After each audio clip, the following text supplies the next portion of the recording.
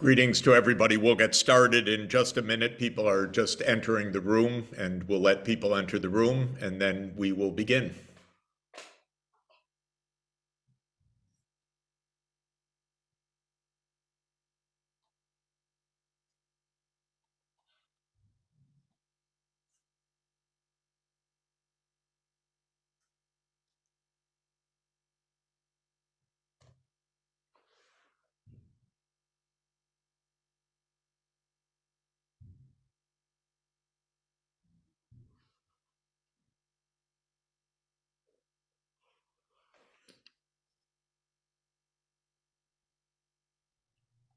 Again, welcome to everybody. It's Jeff Sachs here. We'll get started shortly. The room is still filling with participants, and so we'll give people time to enter the room, get settled, have your coffee, and then we'll get started.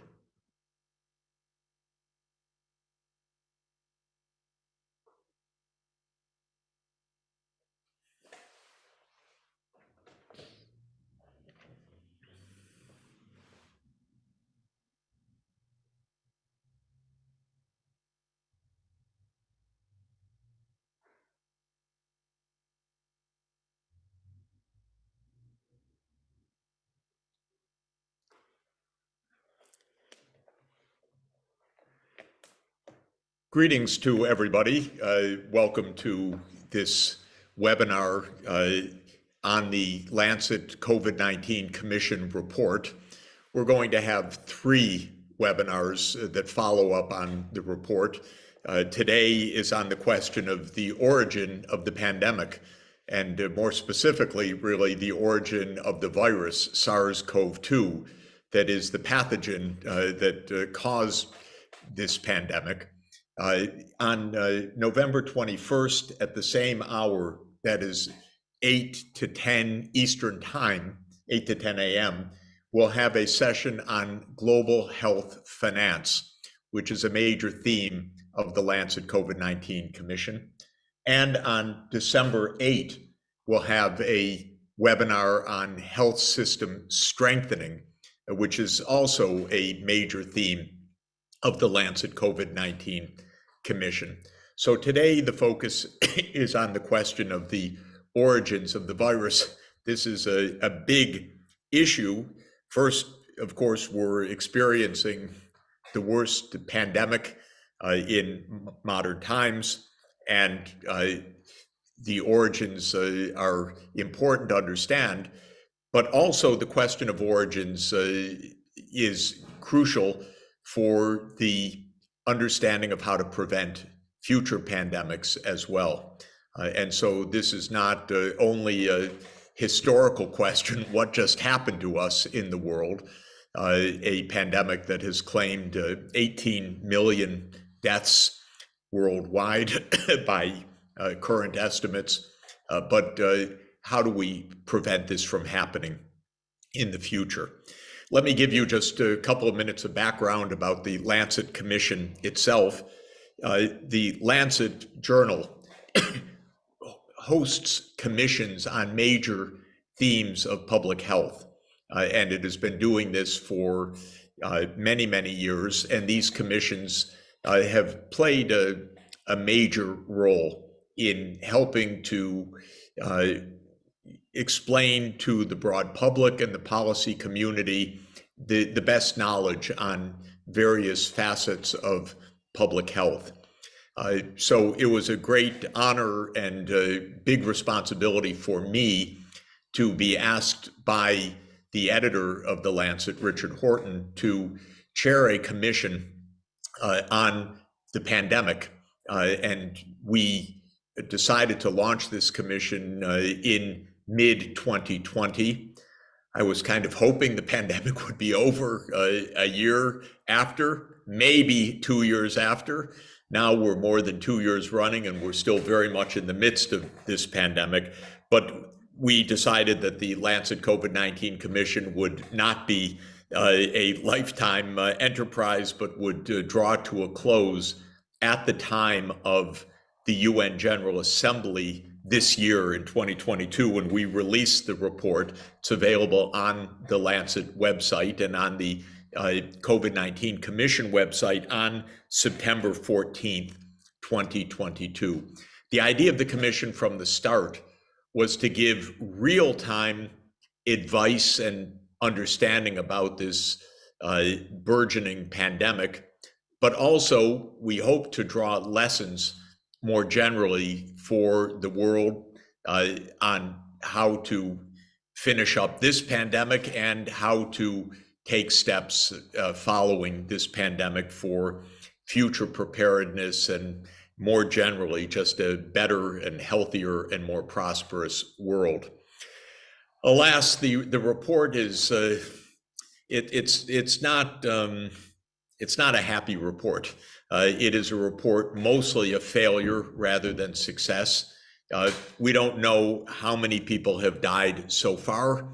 The official count is something like 7 million, depending on whose official numbers you're using. The estimates that try to include the unreported cases of death, but that aren't counted and therefore involve modeling assumptions are around 18 million. That's a disaster and a huge tragedy. And of course, the pandemic continues and we remain highly vulnerable to new variants of SARS-CoV-2. Well, today we're talking about how this started and what we know about the origin of the virus. Also the question, when exactly did it start? The answer is we don't know. And the conclusion of the Lancet Commission is that there are two absolutely viable hypotheses. Neither has been fully investigated. The idea that there's one story which is overwhelmingly likely to be true is not right. There are two possible origins of this virus, and the fact that there are two possible origins not only tells us a lot about what needs to be investigated to do better to ascertain what really happened, but it means that we have two kinds of risks for the future also. And those absolutely both need to be faced.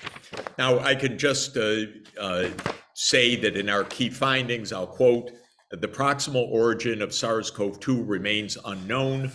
There are two leading hypotheses: that the virus emerged as a zoonotic spillover from wildlife or a farm animal, possibly through a wet market. The Huanan market has been pointed to, in a location that is still undetermined, or that the virus emerged from a research-related incident during the field collection of viruses or through a laboratory-associated escape. So this is the first point, that two very distinct hypotheses are present. In our key recommendations, we say WHO, governments, and the scientific community should intensify the search for the origins of SARS-CoV-2, investigating both a possible zoonotic origin and a possible research-associated origin. The search for origins requires unbiased, independent, transparent, and rigorous work by international teams in virology, epidemiology, bioinformatics, and other related fields.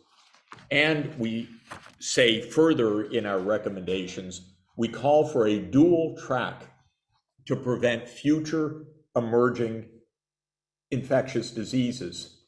To prevent natural spillovers, governments should coordinate on the global surveillance and regulation of domestic animals and wild animal trade and take stronger measures against dangerous practices. To prevent research-related spillovers, WHO should be given new oversight authority regarding the biosafety, biosecurity, and biorisk management of national and international research programs that are engaged in the collection, testing, and genetic manipulation of potentially dangerous pathogens. Very interestingly, just in the last couple of weeks, researchers at Boston University made through gain-of-function research, that is manipulation in the laboratory, a more dangerous pathogen than the Omicron variant. They mixed and matches parts from the Omicron virus and parts from the original so-called Wuhan variant of SARS-CoV-2. And when this came out, NIH itself, the US oversight agency that actually funds these labs in part, said, whoa, you didn't even tell us about this research. Apparently, it was unsupervised and unapproved. And the university rather sniped back saying, no, we don't have to tell you. We decided on this. It kind of illustrated the situation that we are in the world with regard to the absolutely remarkable advances in the technologies of genetic manipulation, and the fact that maybe not surprisingly, the regulatory oversight lags far behind the realities of this kind of dangerous research. Well, we as a commission heard from many, many scientists, reviewed the records, and like the whole, almost all of the scientific community, I should say, but much of it, you can't really determine one way or another between the research-related spillover and the natural origins spillover.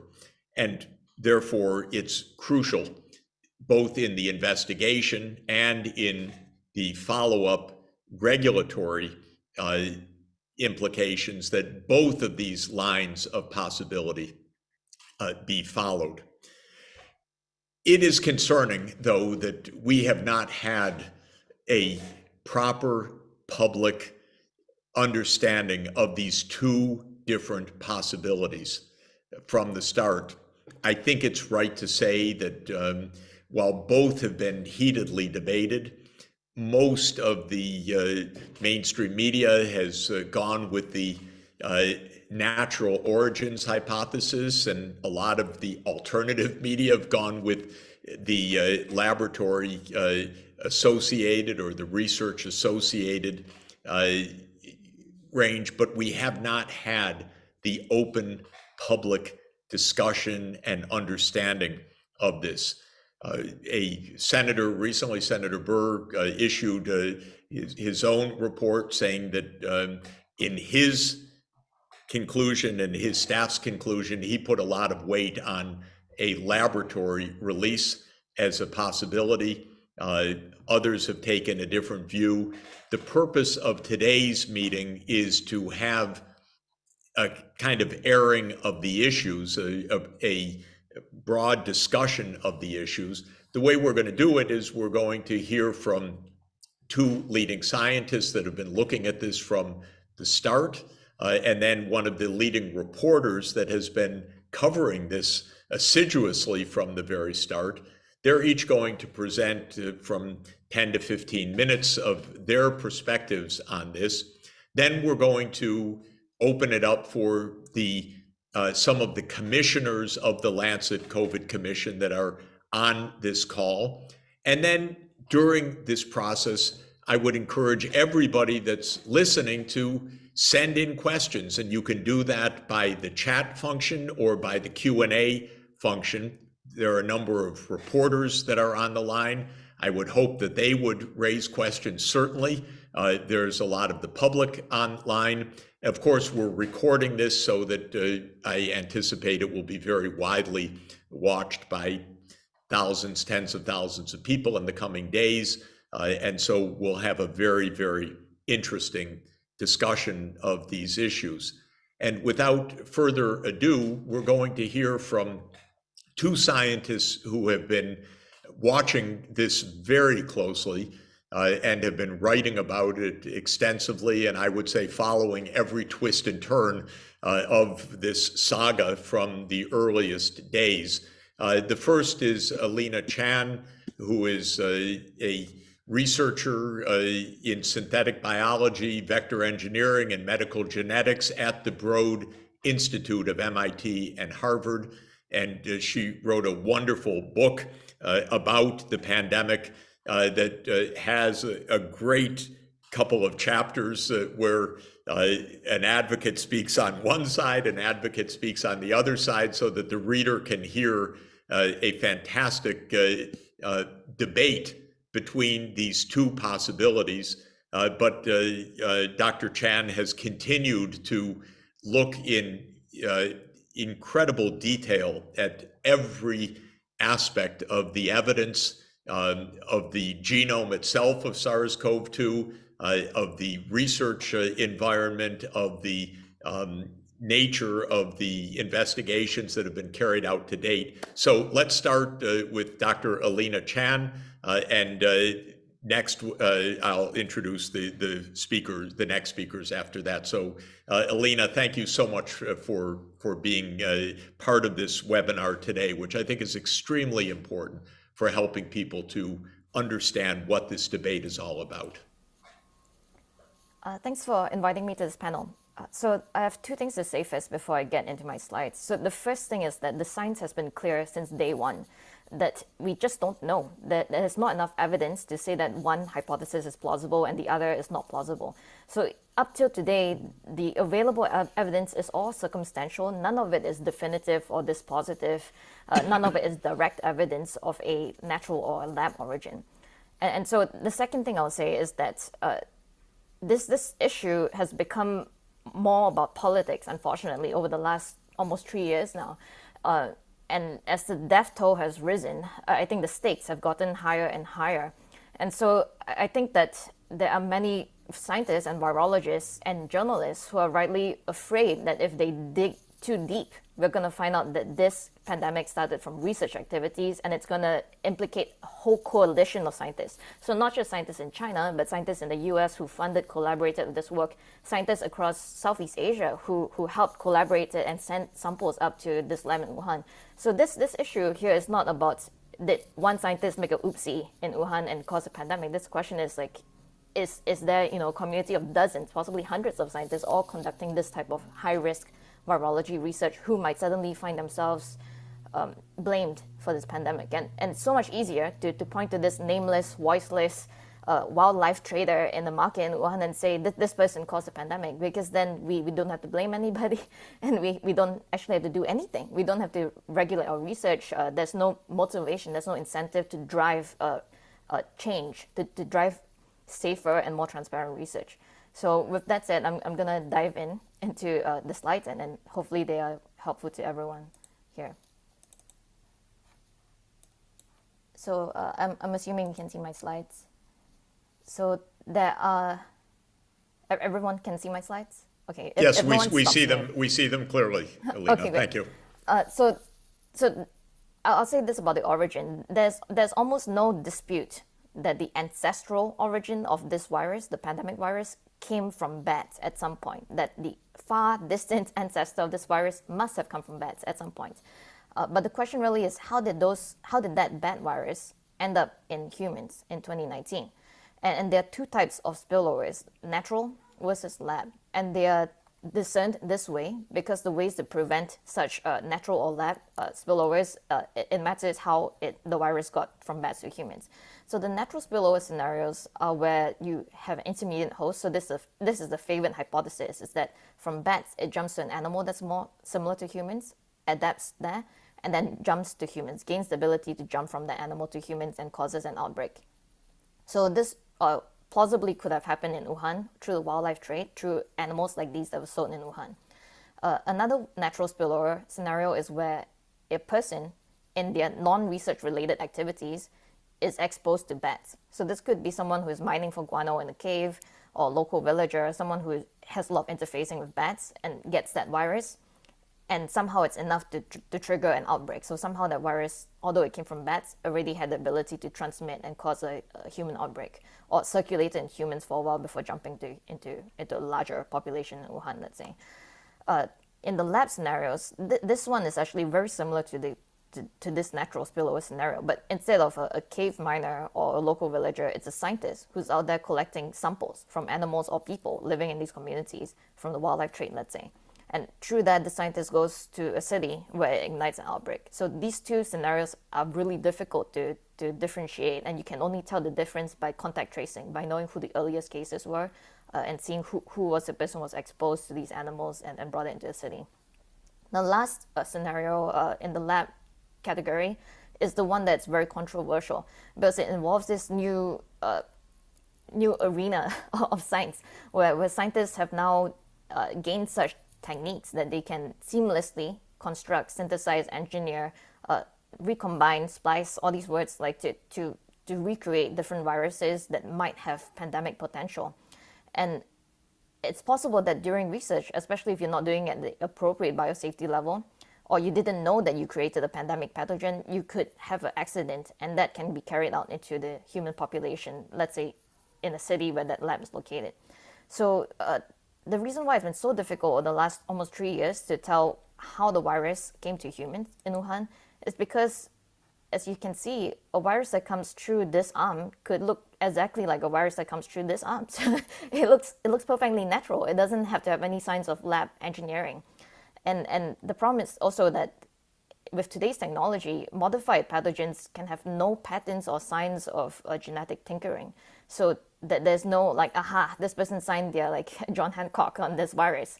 So no amount of machine learning can tell you whether or not this virus was engineered, unless the person deliberately put signs in there that they engineered it and then told everyone that I engineered this virus.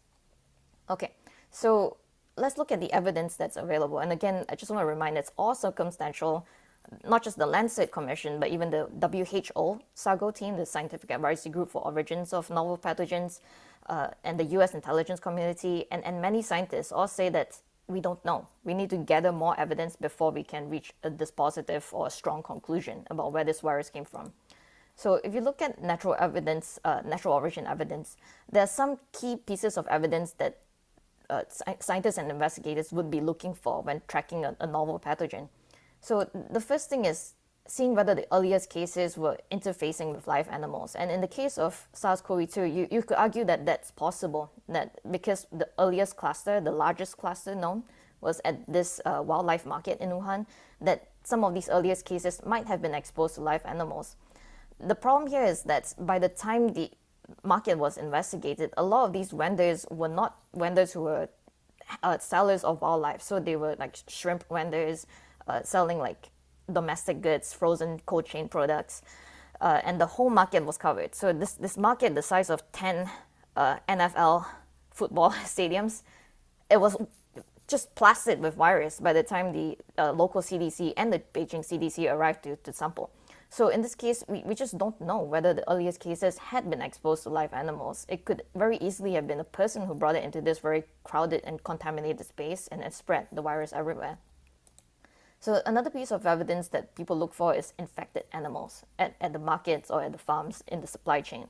So this is again also missing for SARS-CoV-2. So some will argue that, yeah, but when the investigators arrived at the market, there were no live animals, or that's what they reported. There were no live mammals specifically that could have been the intermediate host. So then the question is really, did they go back to the farms, to the supply chain? And according to the investigators, they did some of that, but they still didn't find it. So again, it's just emphasizing that the absence of evidence is not evidence against a natural origin. I'm just saying that just look at this. The available evidence is very weak and a lot of key evidence is missing.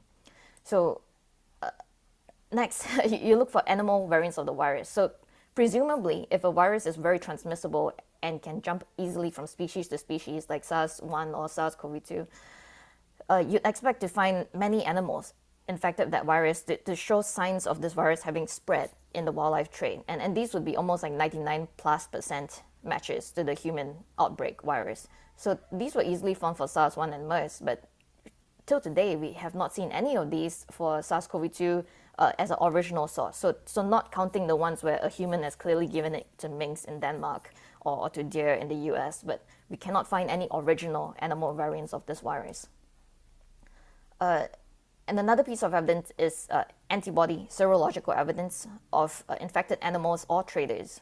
So these were, again, very quickly found for SARS-1 and MERS, but not found for SARS-CoV-2. So the question is, were any of these tests done? And that's really open question. Unfortunately, was not addressed by the WHO China investigation last year. And lastly, once you have established many of these key evidences, you want to see whether there is a strong wildlife conduit between the known bat reservoir and the outbreak site. So for SARS-1, actually, it took a decade to go and find the bat reservoir. And then the scientists there said, yes, they knew there was a wildlife trade between that place in Yunnan where there were farms growing civets and sending them directly to Guangdong where a lot of civets were being consumed.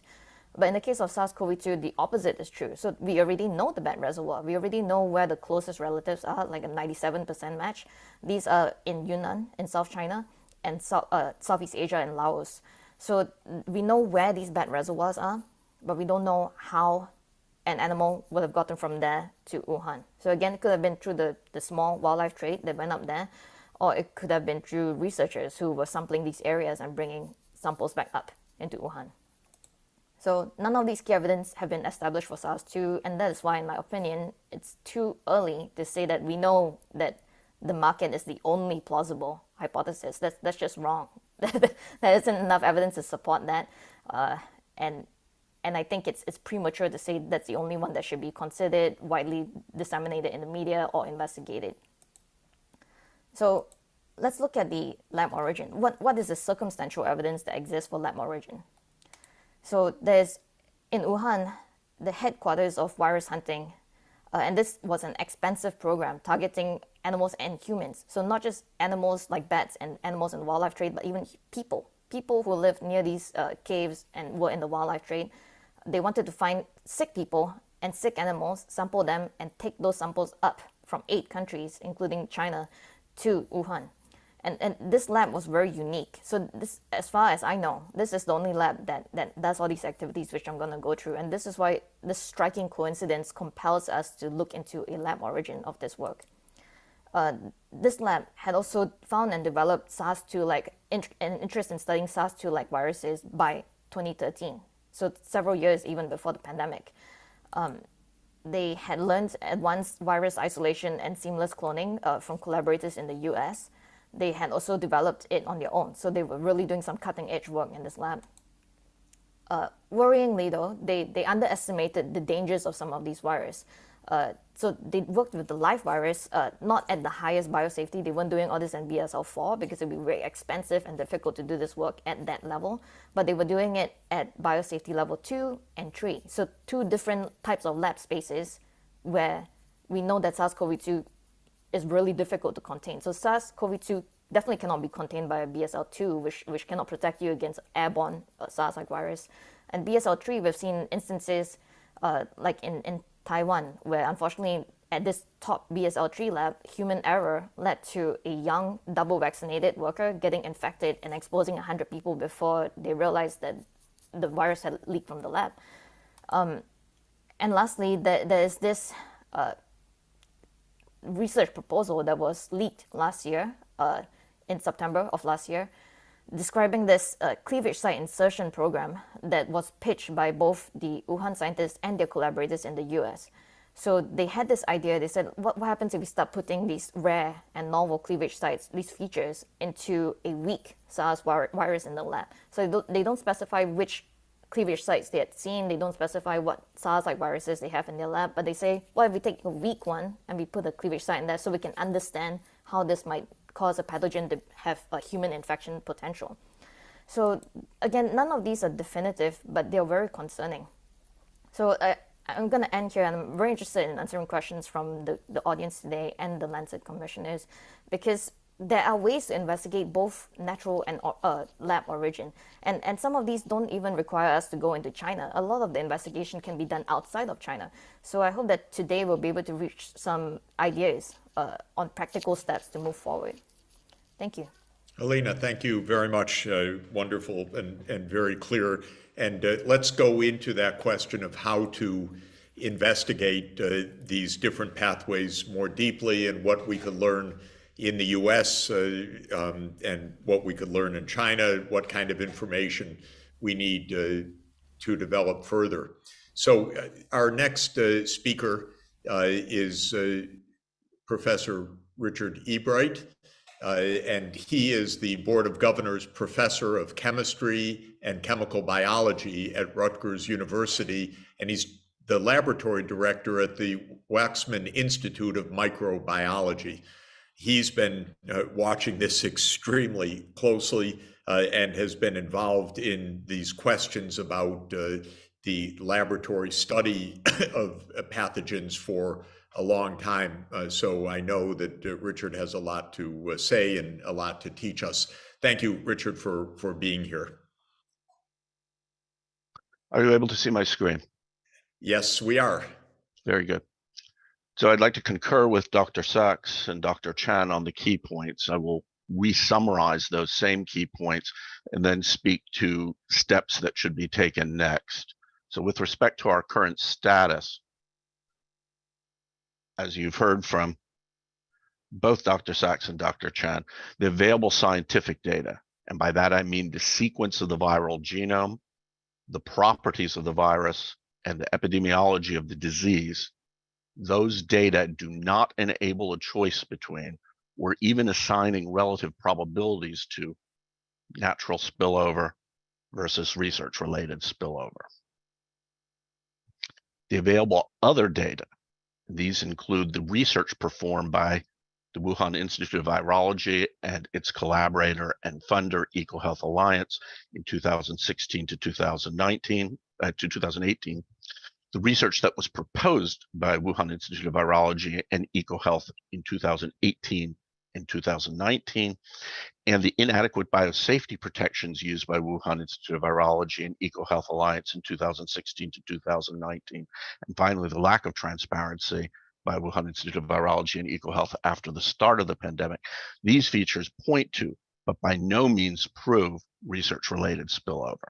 I'd like to just briefly summarize what those available other data are.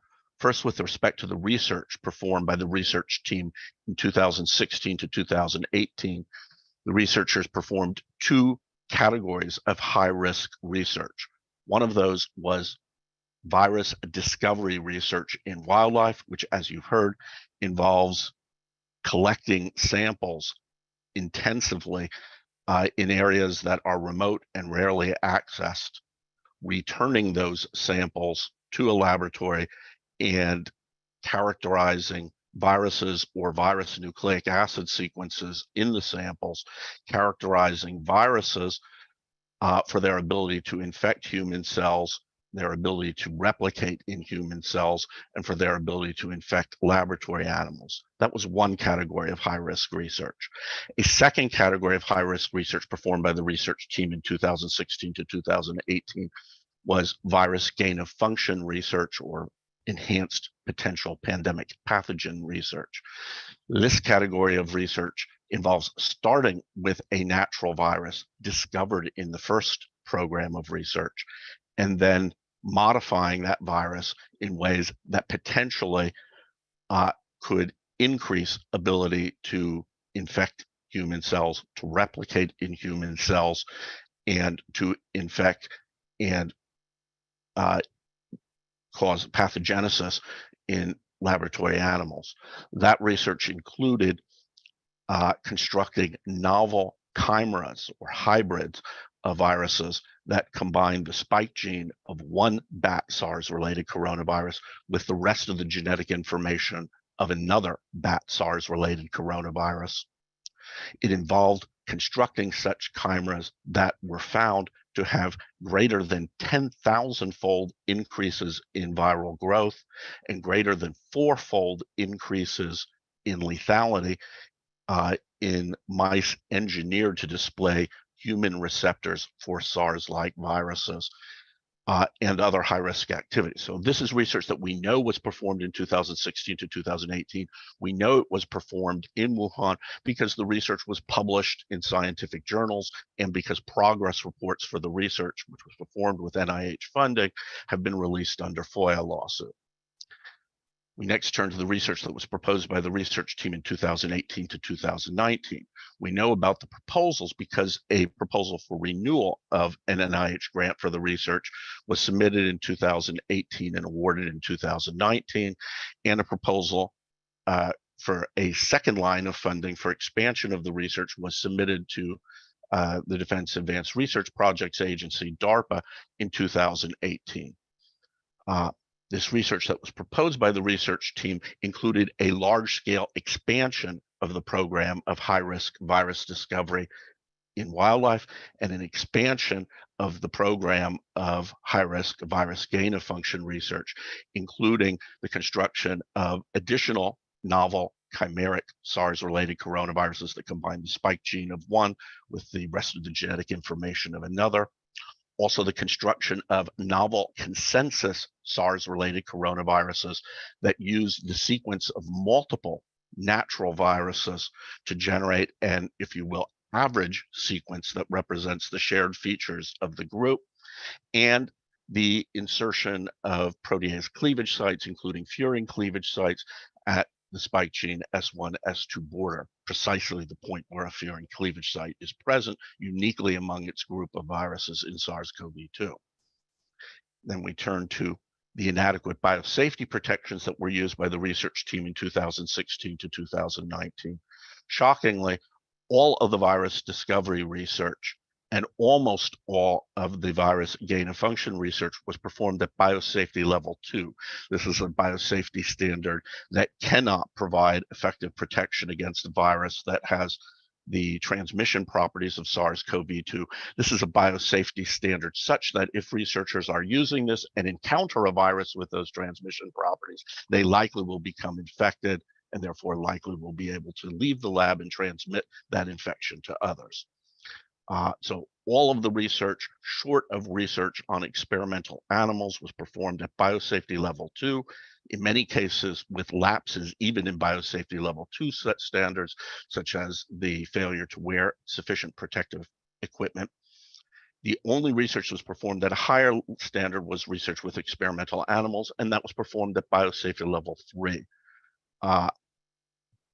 None of the research at the Wuhan Institute of Virology on bat SARS-related coronaviruses was performed at the higher level of biosafety, biosafety level 4, which is generally shown in images of laboratories performing research of this. Finally, we have the lack of transparency by the research team. I would simply point out here that the simplest way to close consideration of the matter would have been to be transparent and forthcoming and to open the books. The research team has not done that, and that lack of transparency arguably has probative value. So overall, I believe the totality of the evidence, considering both the available scientific data, which are inconclusive, and the available other data, which by themselves also are inconclusive, the totality of the evidence meets and exceeds the standard of probable cause that would provide basis to initiate an investigation. An investigation must be performed. An investigation needs to be performed in order to go beyond the available data to obtain the data that have not yet been released. I would also argue that the totality of the evidence provides and exceeds the standard required to improve oversight, to take steps to reduce risks of recurrence. So turning to what those next steps would be, the first crucial step is to initiate a comprehensive, independent, forensic investigation of origins of COVID-19, pursuing lines of evidence both inside China and outside China. And I think that last point is crucial. The virus entered human populations in Wuhan, in Hubei province, in China, but there are lines of evidence outside China that need to be investigated that have not been investigated. The research that I summarized was funded by the United States government. It was funded by the United States Agency for International Development. It was funded by the NIH, and it was funded by other US agencies. The research also was performed in collaboration with a US private organization, EcoHealth Alliance, which provided funding, cooperation, collaboration, and co-authorship on research papers. And the research, in part, was performed in collaboration with other laboratories in the United States. Therefore, there are records. There are records on hard drives. There are records in files. There are records in memories of persons who were involved in the funding and in the collaboration in the United States, which would be available for an independent forensic investigation, and that could be accessed without the cooperation, without the need for cooperation of China. It is remarkable that such an investigation has not yet occurred and that these documents and records have not yet been assessed. That needs to occur. Moving beyond that, it is time to take the next steps to prevent future spillovers, both natural and research related. And this can be undertaken before knowing and without knowing the full facts regarding the current pandemic and its origin. We should restrict, by that I mean reduce the amount of, and regulate, by that I mean increase the oversight of, wildlife markets and wildlife farming. This, of course, is what one does to reduce the likelihood of future natural spillovers. And in addition, we should restrict, again, reduce the amount of, and regulate, again, increase the oversight of high-risk wildlife virus discovery research and high-risk virus gain-of-function research. I'd like to speak just a bit further to this last point. When we discuss the subject, we refer to three different topics: biosafety, biosecurity, and biorisk management. Biosafety refers to protections against the accidental release of a pathogen. Biosecurity refers to protections against the deliberate release or the theft of a pathogen. And biorisk management refers to risk-benefit assessment performed before conducting or while conducting high-risk research on a pathogen. If we turn to each of those one by one with respect to biosafety, the protection against accidental release, biosafety is achieved using a set of controls. These include engineering controls, which are features of infrastructure or containment that separate a pathogen from the researcher, and operational controls, which are operational procedures and personal protective equipment that, again, separate a pathogen from a researcher, and management controls, including planning, training, and incident reporting. These controls are grouped into sets of standards. The lowest standard relevant to pathogens is Biosafety Level 2, or BSL2. And the requirements for BSL2 include the following, and only the following: a lockable door, screened windows, an uncarpeted floor, a sink and eye wash, a decontamination or sterilization device, gown, and gloves. This, I point out again, is the level of biosafety at which most research on bat SARS-related coronaviruses, both virus discovery and virus gain-of-function research, was performed at Wuhan Institute of Virology. Second level is Biosafety Level 3, or BSL3. This includes all of the features mandated for BSL2, plus negative air pressure, tandem self-closing doors, sealed windows, mandatory use of a biosafety cabinet, and a rear closing gown. And the highest level for highest risk pathogens, Biosafety Level 4, or BSL4, which includes all of the features mandated for BSL3, plus pass-through decontamination sterilization, an exit shower, donning and doffing room and shower, positive pressure suit, basically a spacesuit, and an independent air supply. For reference, a BSL2 facility looks like this. You have a researcher wearing a laboratory jacket and gloves in a standard laboratory room, optionally using a biosafety cabinet for the research. Again, this is the level of research that was performed for most of the work, all of the work short of animal studies at Wuhan Institute of Virology. At Biosafety Level 3, one has a mandatory use of a biosafety cabinet, one has a front closing gown and face protection, and as shown here, optional use of a powered personal air respirator for further protection. And at Biosafety Level 4, one has a fully contained room full suits for investigators with independent air supplies from the exterior. This is what we see often in photographs of the Wuhan Institute of Virology. This is a level of biosafety standard that is available to Wuhan Institute of Virology, but this is not the level at which the research with SARS-related coronaviruses was performed in 2016 to 2019 in that laboratory.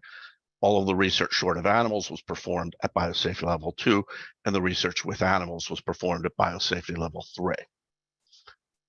How does one achieve biosecurity? This includes controls, engineering controls such as security of entrance, video surveillance, and video archiving, operational controls such as a rule for 2 persons to be present at all times, and management controls including registration, inspection, personnel reliability assurance, training, inventory monitoring, and incident reporting. And how does one achieve biorisk management, which again is the risk-benefit assessment for the highest risk research?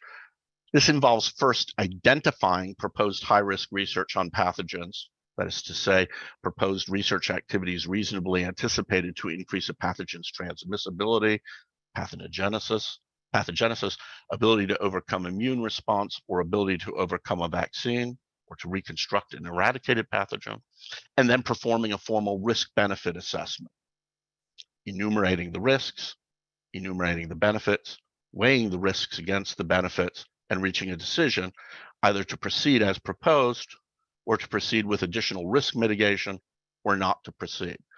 So with respect to biosafety, biosecurity, and biorisk management, it is clear how it can be performed. Unfortunately, currently in the United States, oversight of biosafety, biosecurity, and biorisk management is performed by federal agencies that perform the research or fund the research, which provides an inherent conflict of interest. Even more important, there are absolutely no regulations with force of law for biosafety or biorisk management or any pathogen other than smallpox virus. This is in contrast to, for example, the extensive regulations for research on human subjects or vertebrate animals. Because there are no regulations with force of law in these areas, there are no enforceable measures, there is no monitoring, and there is no enforcement. And there are only inadequate regulations addressing management controls, but without providing specific guidance or specific regulation on operational controls for biosecurity. These points need to be addressed, and we already have the information in hand to know that we should be, indeed must be, proceeding with strengthening biosafety, biosecurity, and biorisk management if we wish to avoid a next pathogen. So thank you. Richard, thank you very, very much. Could I ask you, by the way, before we turn to the next speaker, is the research that was posted by Boston University gain-of-function research in your opinion? Without question.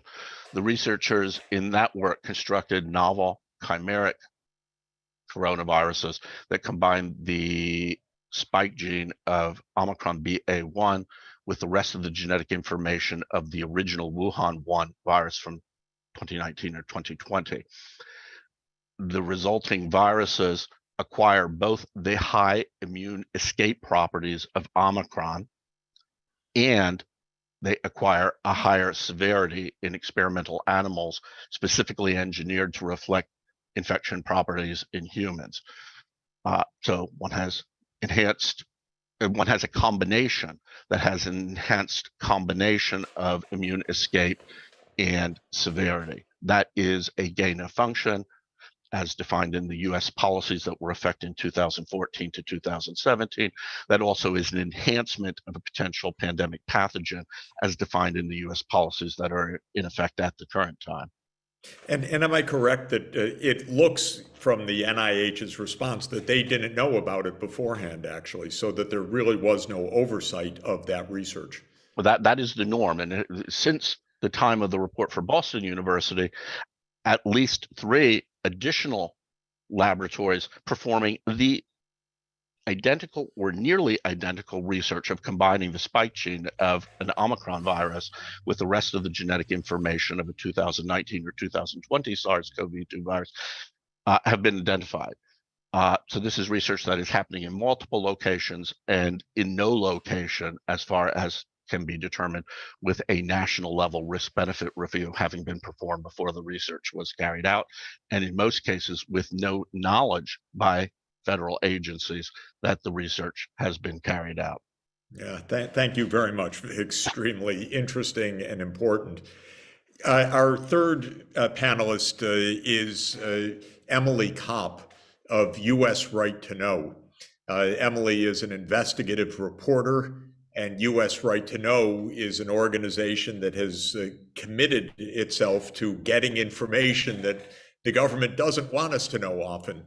And I can say in my own experience as chair of the Lancet Commission, there was no transparency by key participants in this process. I experienced it because I asked EcoHealth Alliance, for example, to provide the information of what it was doing.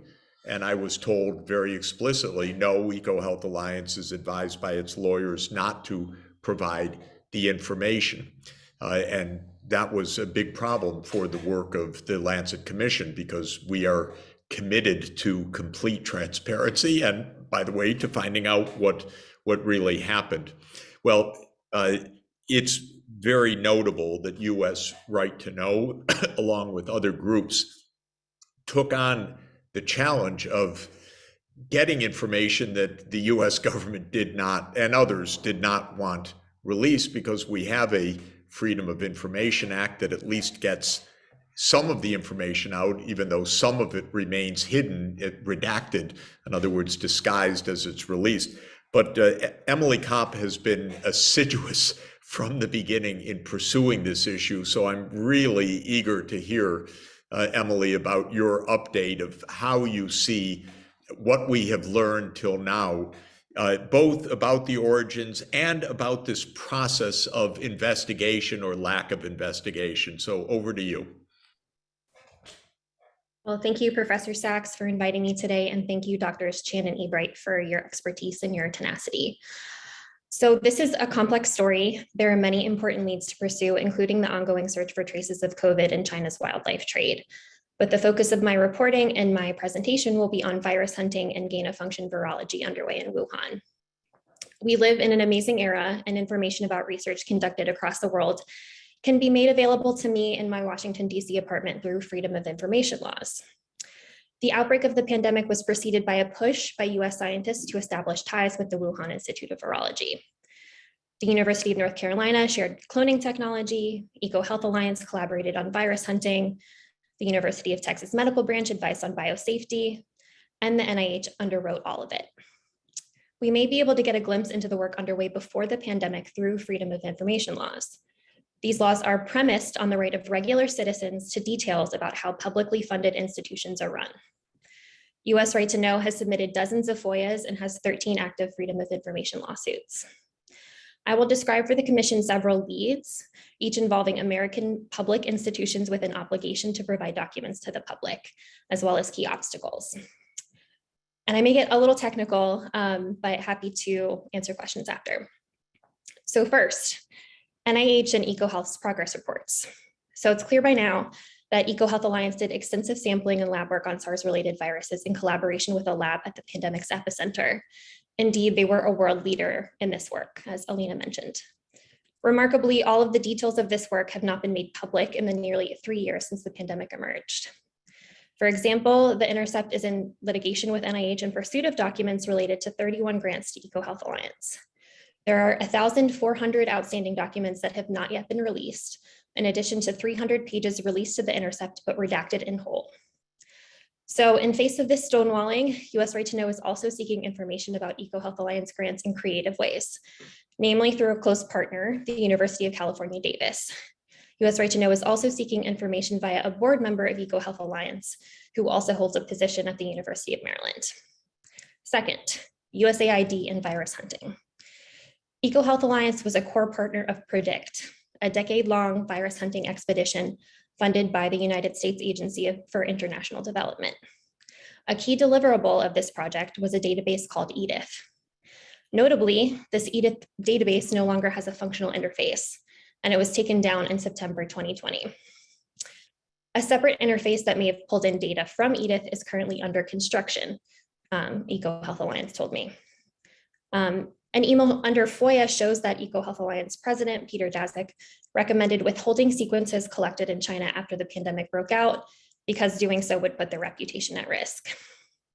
Other documents obtained under FOIA indicate some records collected with the aid of PREDICT might have required approval from host governments for release.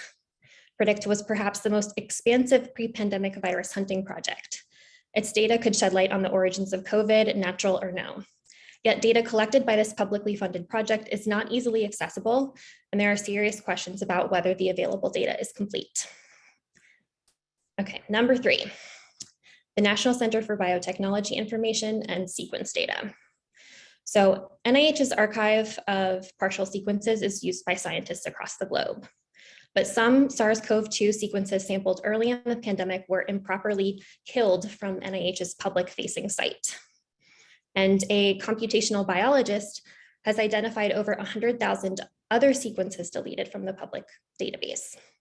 And using metadata, he ranked them in order of priority as it relates to the information about COVID's origins. He estimated processing 100,000 of these accessions would require 2 to 6 weeks. So it's worth underlining here that the chief obstacle to better understanding the evolution of SARS-CoV-2 may not be for lack of data, but because of an apathy at NIH when it comes to searching its own servers and files. And to illustrate this, partial sequences of a Wuhan Institute of Virology virus with a 96% identity to SARS-CoV-2 called RATG13 were uploaded to this NIH database in 2018, but were not published until a few weeks ago. And critically, a virologist credited on an associated paper has been among the most vocal proponents of the zoonosis theory. There are also, possibly more creative ways to query non-public information stored by NIH. For example, by asking for metadata on blast query inputs. NCBI also collects certain information about its users, including the URL of the website the user visited immediately prior and the user's location at the time they visited the site. All right, 4, the Barrick Lab and genetic engineering techniques. Renowned for cutting-edge work on reverse genetic systems with coronaviruses, in 2015, the Barrick Lab in North Carolina conducted an experiment in collaboration with the Wuhan Institute of Virology on a SARS-related coronavirus described as poised for human emergence. The experiment raised eyebrows among scientists concerned about gain-of-function research at the time, including Dr. Ebright, I believe. This paper would later prompt concerns about a lab leak among virologists and NIH leaders in the early weeks of the pandemic. We have very few clues outside of a leaked grant report as to what sort of work was planned following the lab's earlier gain-of-function collaboration. And US Right to Know is currently in the midst of a mediation process with UNC to obtain this information. Okay, 5, diffuse and defense spending. US Right to Know has FOIA'd several defense agencies. This is important not least because a rejected grant proposal to the Defense Advanced Research Projects Agency involving EcoHealth Alliance, the Barrick Lab, and the Wuhan Institute of Virology demonstrated a desire to experiment with furin cleavage sites in SARS-related coronaviruses. And that's just the sort of work that could have conceivably resulted in SARS-CoV-2. According to a formal whistleblower complaint, the file describing the proposed work was moved by someone at DARPA into an obscure folder in a way that appeared designed to conceal it. It's important to fully understand the Pentagon's interest in virus hunting through the PREEMPT program, which is very similar to PREDICT. If non-proliferation of unnecessarily risky research is a goal, it's critical for the US government to engender trust, both among American citizens and our allies abroad through transparency. Okay. Finally, NIH and credibility. I think this is probably the most controversial and uncomfortable line of inquiry, but I think for me as a reporter, it's unfortunately critical. It involves the question, how do we decide who is credible? 2 writings about the origins of COVID gained traction in the pandemic's early days. An editorial in The Lancet and a correspondence in Nature Medicine. Both consigned the possibility of a lab origin of COVID-19 to the realm of conspiracy theory. But as it turns out, the authors were often conflicted in undisclosed ways or harbored private concerns about viral engineering or the store of coronaviruses at the Wuhan Institute of Virology. but it's taken months or years for this information to be disclosed, and only through FOIA requests. For example, in just the last week, we learned the scientists who contributed the central ideas to the proximal origin of COVID-19 or SARS-CoV-2 were not actually credited on the correspondence. The virologist who pitched its central premise was likely Ron Fouchier, a controversial figure at the center of a years-long debate about an experiment that made a 50% lethal virus airborne. I think the public would have viewed the conclusions of that correspondence very differently had that information been known when it published in March 2020, which may be why he wasn't credited. So I think understanding whether trusted public messengers on the origins of COVID-19 have integrity as well as expertise is an important piece of the puzzle. Finally, I thought it might be helpful to explain what I hope to achieve by seeking this information and translating the findings for a general audience. My understanding, as my job as a reporter holds that my responsibility to the public outmatches my responsibility to protect the reputation of any particular scientist, scientific discipline, or government agency. Even if following these leads confirms there was nothing to hide, I think they're worth pursuing. The public deserves more clarity about the pandemic's early days. And that's it. Thank you. Emily, thank you very, very much. Could I ask you to elaborate on one point, which I found to be amazing? At the beginning of the epidemic, I read, like many other people, the proximal origins of SARS-CoV-2 paper in March 2020, which said that it's overwhelmingly likely to be natural, and it shifted our attention away from this second possibility.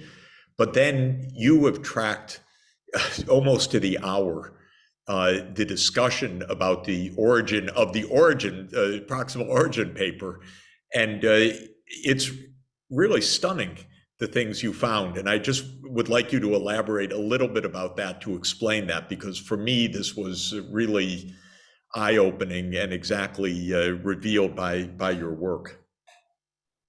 Sure, yeah, I think this is a really critical piece of the puzzle. It's really hard to overstate the impact that this correspondence in Nature Medicine had. It's been cited by something like 2,000 news organizations and is one of Nature Medicine's most widely read articles on COVID generally. And it took 15 months and a Freedom of Information Act lawsuit to reveal the circumstances that led to the drafting of that correspondence. And what raises the eyebrows of me, and that I think some other reporters should pay attention to, is the participation of NIH leaders Francis Collins and Anthony Fauci on that call, as well as the fact that it's been revealed very recently that it's possible that its sort of central premise was not formulated by the virologists who ended up credited in the byline. And in fact, the virologists credited in the byline were very concerned about the possibility that COVID was the result of a research-related incident or could be engineered. And it seems like people who have sort of been at the center of, the monumental debates about gain-of-function research were really critical to that correspondence, but were not credited. And so, one final thing I'll say is the virologists on that correspondence have continued to be very important public messengers on the origins of COVID, and have been quite aggressive in their support of the natural origins theory and marginalizing other theories. And they have considerable expertise, but I think, me and other reporters should ask the question whether they've shown integrity. So, Emily, thank you very, very much. Thank you for the very hard work, because again, nothing was offered voluntarily. Everything had to be pried out. And this is very strange, I have to say, in my capacity as chair of the commission. I would have thought that in the midst of a pandemic like this, the NIH would have opened up everything immediately. Let's figure out what's happening. in a true spirit of investigation. You've spent years now trying to pry out basic information. And that, to my mind, not speaking to the question of the origins, but just the behavior of the US government is extremely concerning to me, that we haven't had transparency. I don't know if I'm allowed to share my screen, but I'm going to try, because I wanted to show you, I wanted to show everybody. Can you see that page possibly? This is, Emily, I don't know if this was the US Right to Know or The Intercept, but it was one of the reports that was through the Freedom of Information Act called for, and it's an NIAID, that's Dr. Fauci's unit, the National Institutes of Allergies and Infectious Disease unit at NIH. It's called Strategic Plan for COVID-19 Research, April 10, 2020. So they gave the cover, but this is what redaction means. I don't know if people can see this, but this goes on for 300 pages. This is the report of NIH in a Freedom of Information Act, supposedly informing the public of what's going on.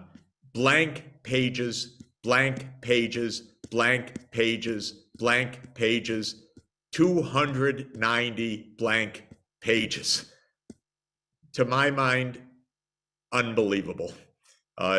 Unbelievable in these circumstances and with the stakes involved.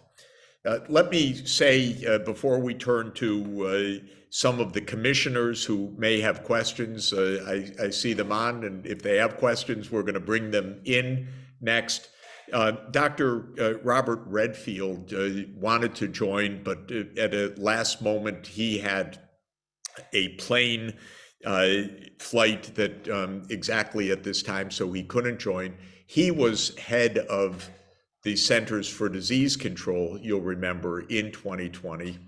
He tends to believe that it is the research-related hypothesis that's the more likely. I don't want to speak for him because you can find his interviews online.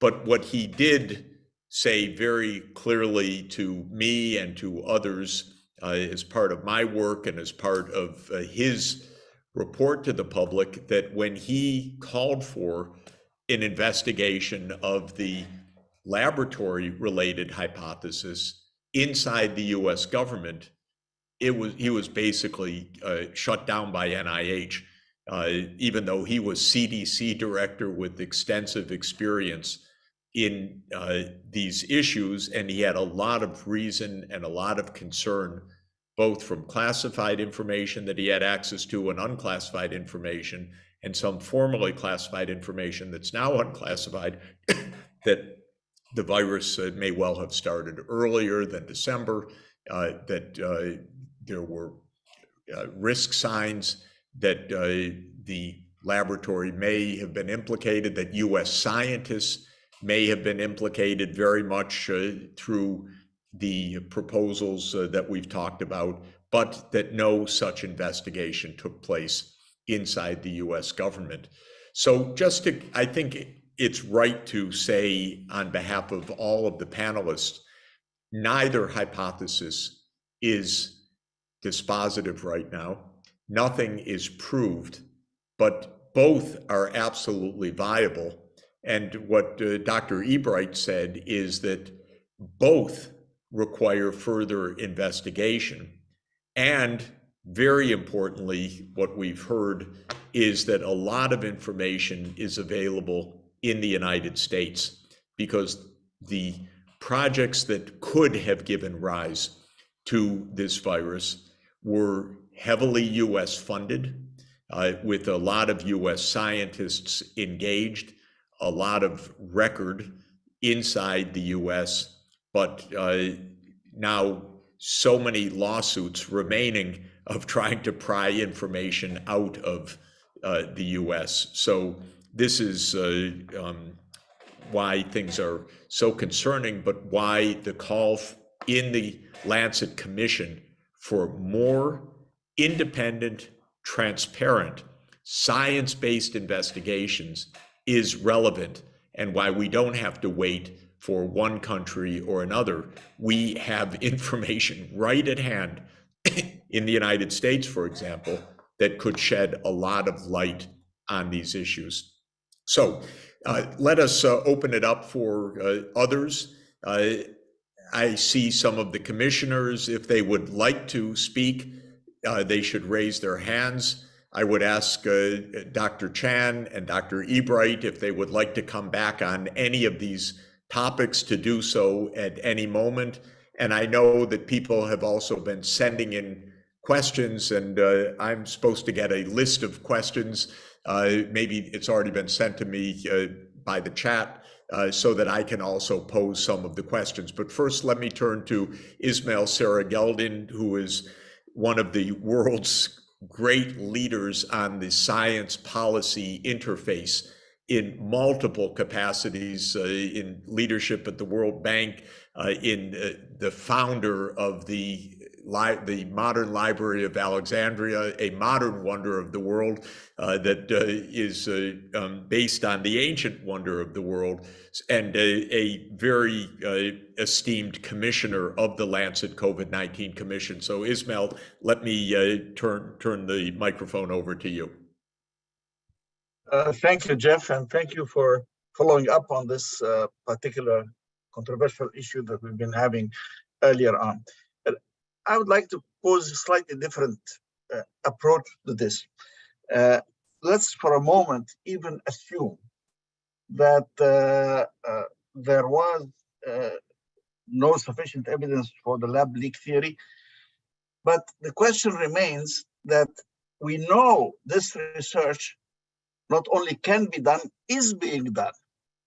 And therefore, it seems to me anyway, that a primary consideration for recommendations to avoid future pandemics has got to be to completely rejig the biorisk surveillance, the entire systems of regulations under which circumstances this particular type of research could be done, because we know that it can be done.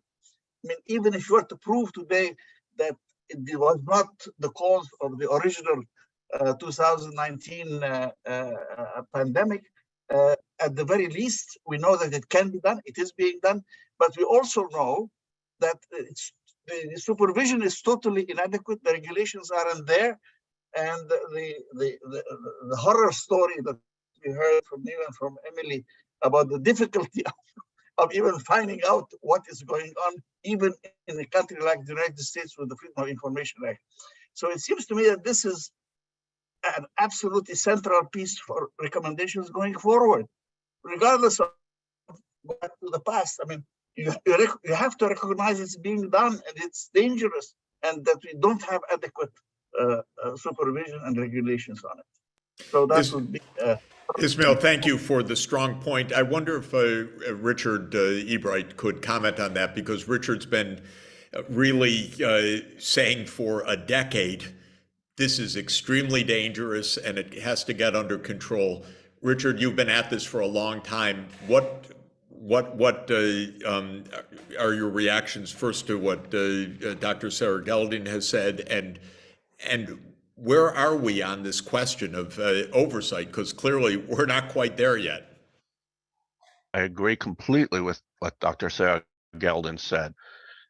We know enough already to know that either natural spillover or research-related spillover could have been the origin of the present pandemic. We need to investigate that, but while investigation is occurring, even before an answer becomes available, and even if no answer becomes available, and even if an answer becomes available and that answer is natural spillover, we must be taking steps to reduce the risk of the next pandemic. This is self-evident. After every plane crash, after every train derailment, there is an investigation, and crucially, measures are taken to reduce the risk of recurrence. That has not happened in this case. There has been no investigation, and there has been no movement towards the implementation of effective oversight. That needs to change.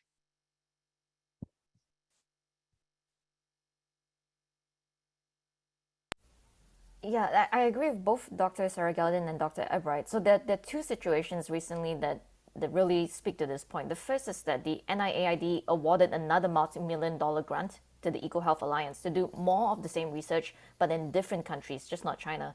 So again, no investigation done, but more money just poured into this organization that whose collaborators and funding and research activities might have started the pandemic.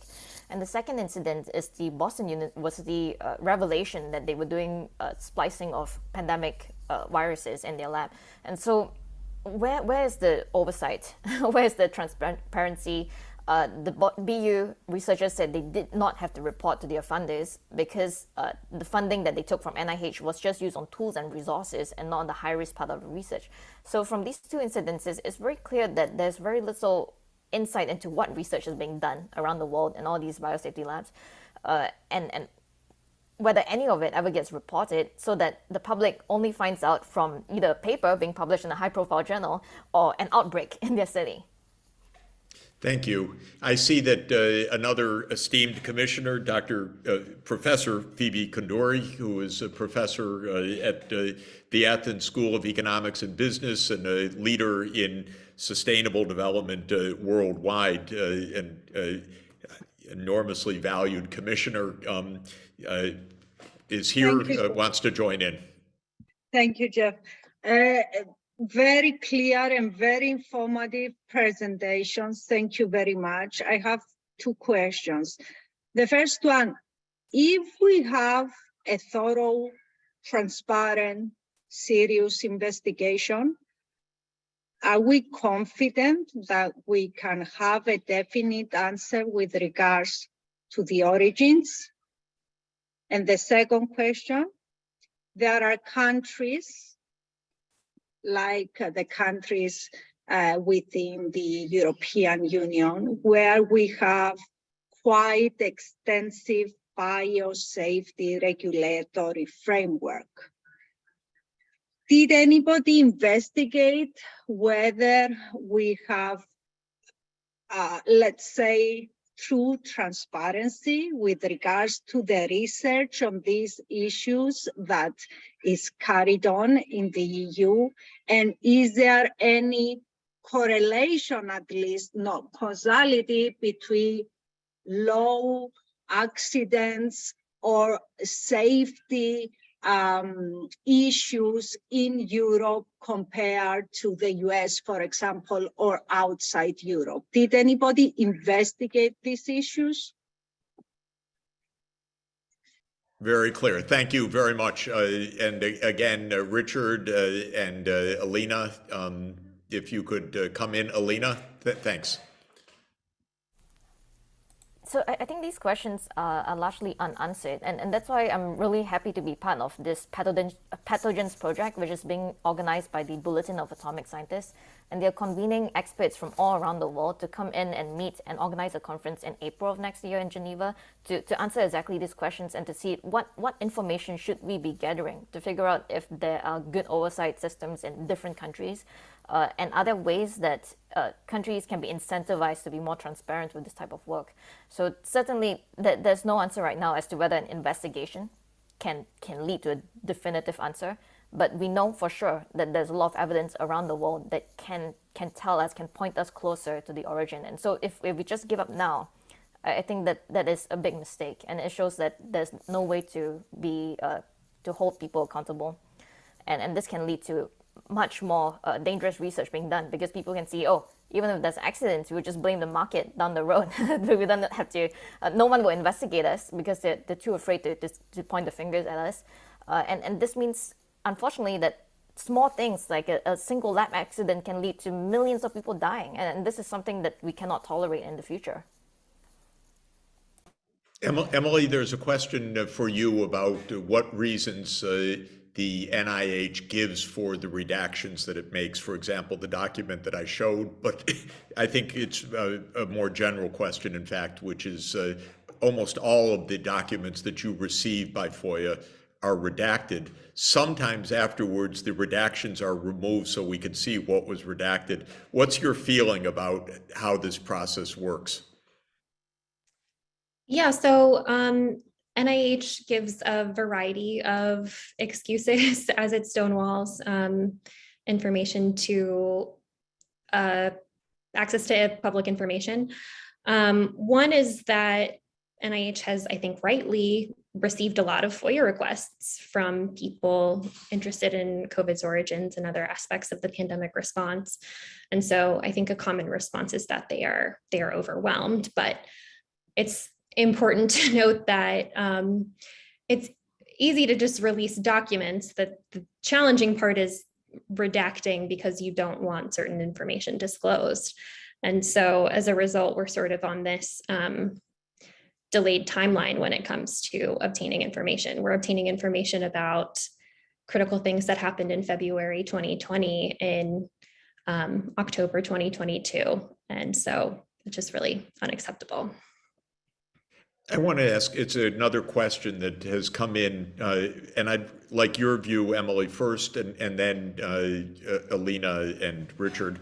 I think it's right to say that that this narrative that started with the proximal origins, that there's only one approach that is valid and the other not, really, I think it's right to say did pretty much take hold in the major news outlets in the United States for a while. It may be changing right now. But one person asked, why are people afraid to press too hard on the scientists, or why would the reporting be in one way or another? Up until recently, there was one dominant story and one kind of conspiracy theory. Now, I think it's fairer to say that senators, others are saying, look, it's something serious.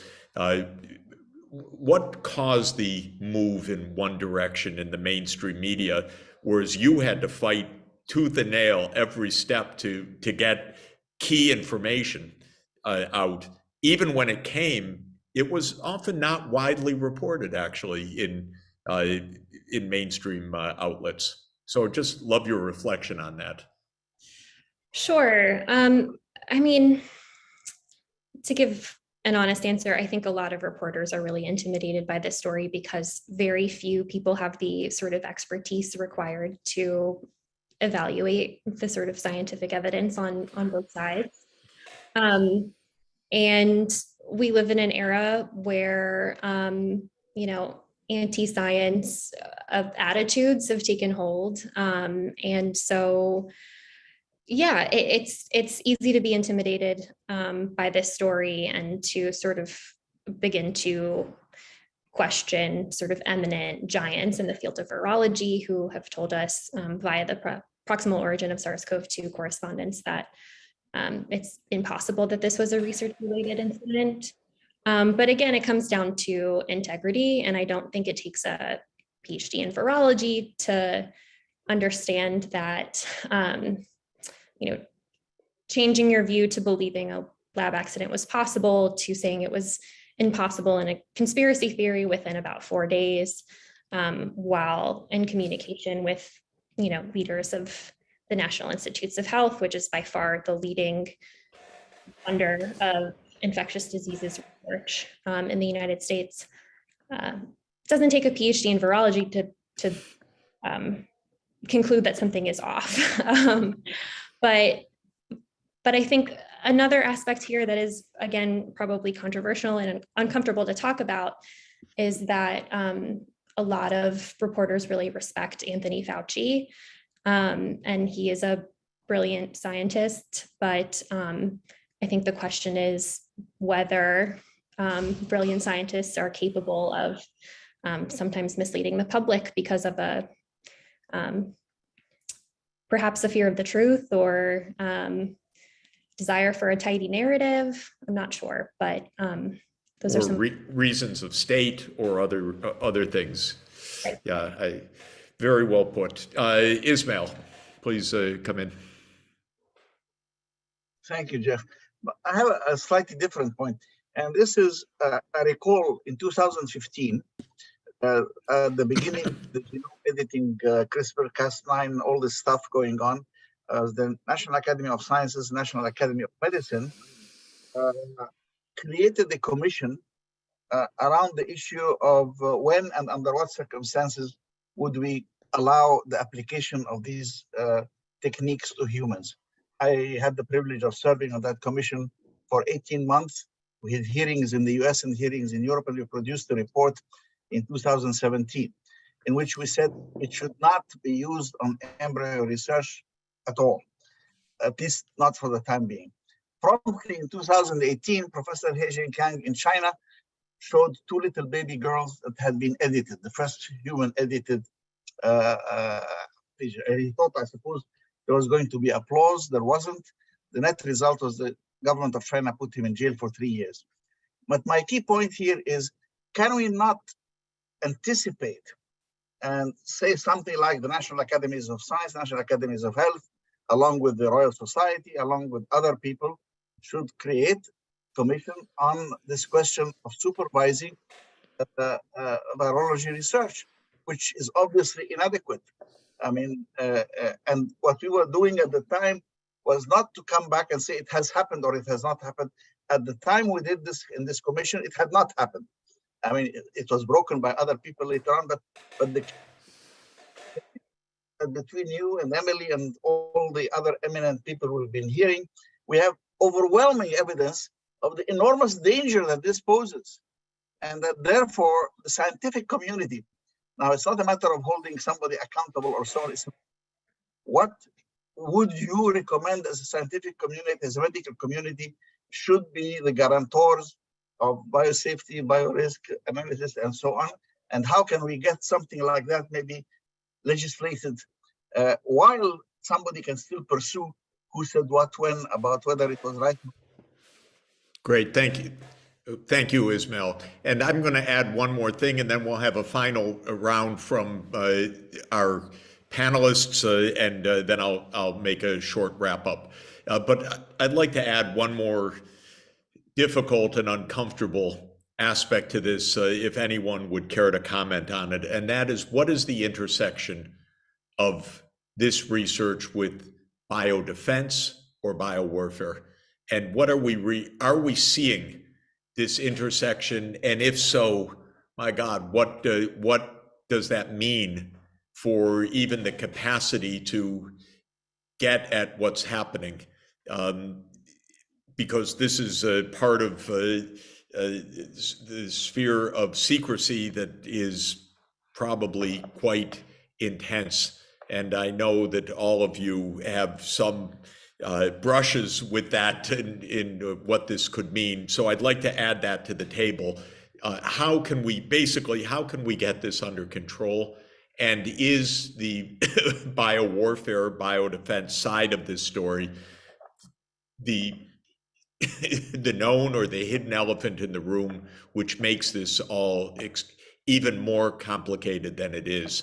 And maybe we could ask Alina, Richard, and Emily to comment on that or anything else in closing, and then we'll wrap it up. Yeah, that's really difficult to follow, this idea of bioweapons and secrecy. I mean, just to get back to this question of how did this pandemic start, my belief is that even if it did come from a lab, it wasn't a bioweapon. So there's this long track record and all this available information showing that this lab in Wuhan and its collaborators were all really interested in understanding how pathogens function. And to me, that is a very big problem, is that you have hundreds of labs around the world very interested in understanding how pathogens work, and they all believe that they are the most responsible and the most careful scientists out there. So they all have this belief that I'm not going to be the one who starts the next outbreak or the next pandemic. And unfortunately, that is a danger, that all of this work is just by default done privately. The scientists are not ethicists. Most of us don't consider the question of like who should be brought into the table to discuss when I plan my experiments that could affect millions of people. And so this era post-COVID is really about rethinking, like, how can we bring in more people than just the scientists? So scientists are not just there by themselves thinking my experiments are safe.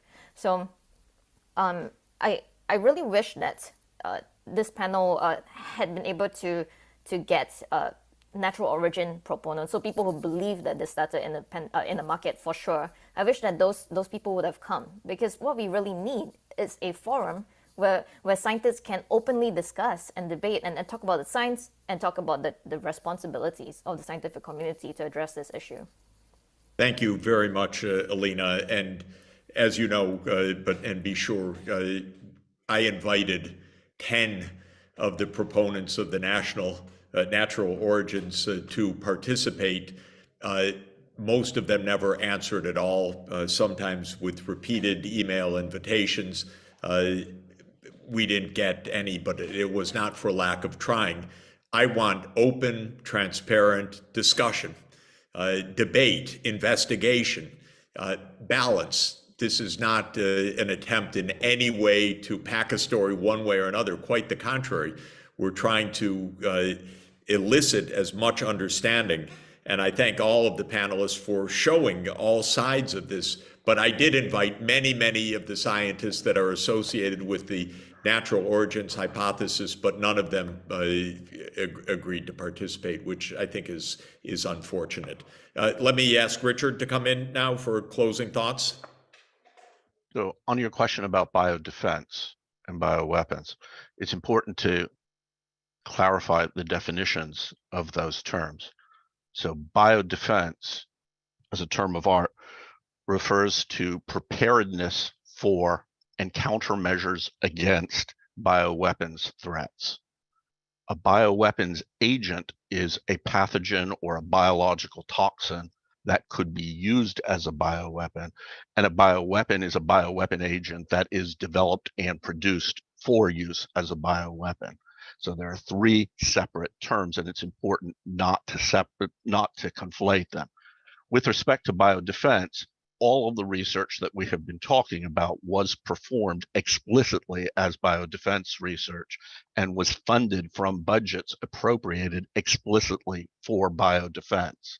So the research funds from NIH to EcoHealth Alliance to Wuhan Institute of Virology came from the biodefense budget, specifically labeled as such and flagged as such of the National Institute for Allergy and Infectious Diseases.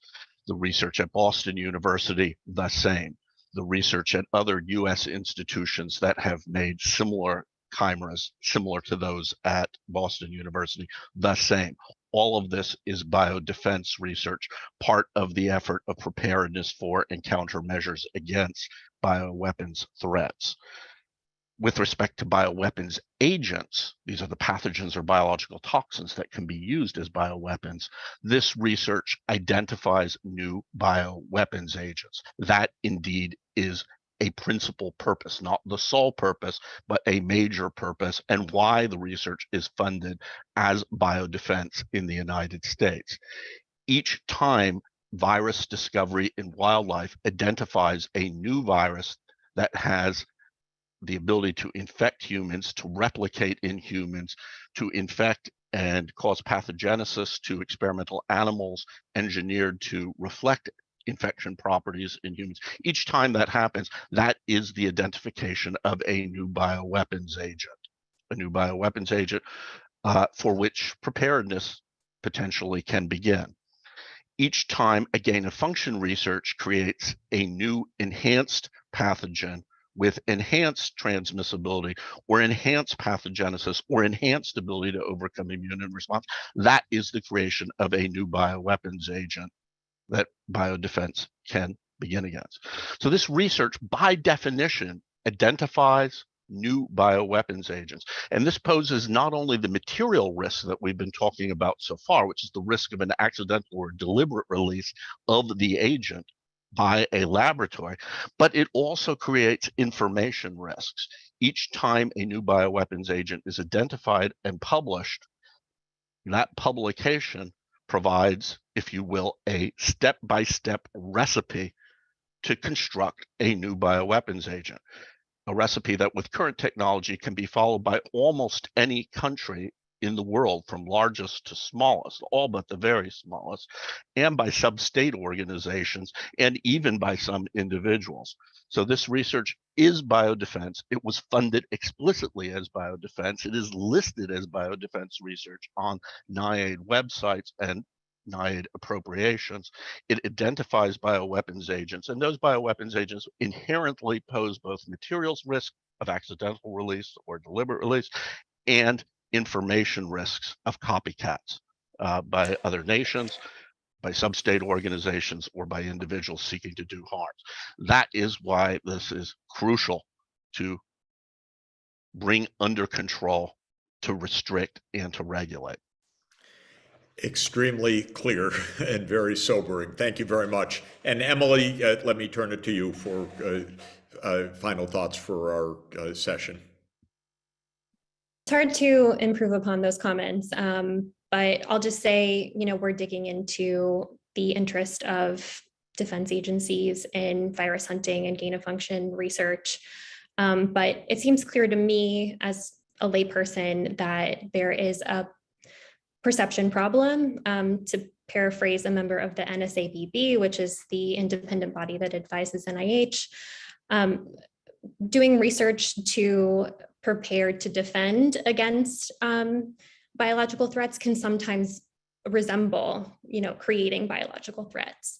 And so I think there's a conversation to be had and some reflection to do about, whether we're doing duplicative, risky research that creates a perception among other nations that, we are a danger in some way, and whether that perception stokes the, proliferation of labs around the world, and unnecessary risky research. So, and then, just as far as closing, I will say that I don't typically sort of outline my, method of investigation and tell the world exactly, which leads I'm pursuing. It kind of goes against every instinct I have as a reporter. But I will just say, if there are reporters on the line, I welcome competition. We definitely need help. This is such a complex story. And so I hope reporters on the line will consider that. Great. Thank you very, very much. Let me thank all three of our panelists and our commissioners that participated for really a superb session. We will post this session on the UN Sustainable Development Solutions Network website. We will make sure that people are aware of it. I think it's got tremendous public educational value. I would hope that it would inspire scientists on all sides of this debate to open up for public discussion more, because we really need that public discussion much more.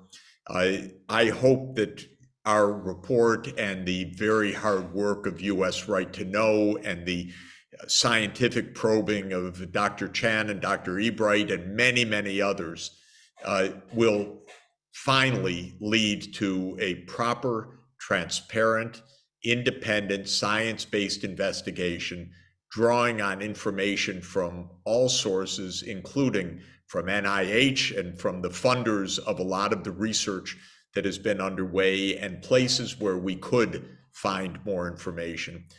The essence of the Lancet COVID-19 Commission report is that both the natural and the research associated spillover hypotheses are viable.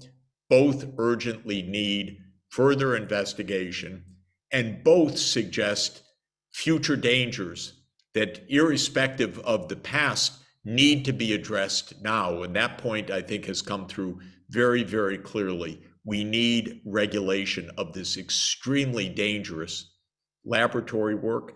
We also need regulation of the safety of this research going out to collect viruses in nature, and also regulation of these wildlife markets and handling of wild animals and so forth, and farm animals, so that we prevent future spillovers that can be of such danger to humanity. Let me thank everybody for participating, for questions that have not been addressed yet. We will try to address them and post them on our website, along with the posting of the tape of this session. Thank you all. Remember that we have 2 forthcoming workshops, and the first is on November 21, where we're going to talk about global health finance, the fact that in low-income settings, the difficulty of even having a health system that covers the population is an acute challenge that is a threat, of course, to those societies, but to the whole world in a world of cross-border pathogens. And on December 8, a special session on health system strengthening, because at the core of our report, we emphasize that health systems were not up to the task of properly controlling this pandemic, and we need to do better. Both of those sessions will be from 8 to 10 a.m. Eastern Time, and I look forward to everybody joining then. Thank you to all. Thank you to all the panelists, to the commissioners, to the participants, and to the team of the Secretariat of the Lancet COVID Commission, and to the SDSN and Columbia Center for Sustainable Development for enabling our webinar today. Take care, everybody. Thanks so much.